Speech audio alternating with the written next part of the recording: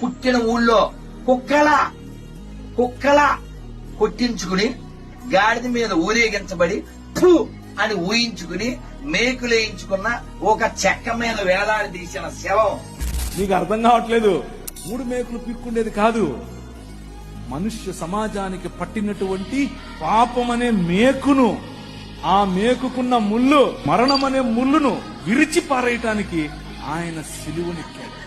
ఆ ప్రభువు భయంకరమైనటువంటి వైలెన్స్ కు ప్రతీకగా ఉన్నటువంటి సిలువను దాని మీద కాలేసుకుని కూర్చుని, ఓ మరణమా నీ ముళ్ళు ఎక్కడ, నీ విజయం ఎక్కడ, నీ ప్రభువు అడిగితే మృత్యువుకు ముచ్చెమటలు పట్టే. ఈ రాజు రాజులకు రాజు, ప్రభువులకు ప్రభువు, పరిపూర్ణమైన దైవత్వము కలిగిన ఏకైక దేవుడాయన.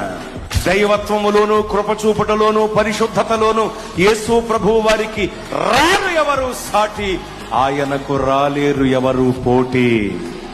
అంత గొప్ప దేవుడాయన.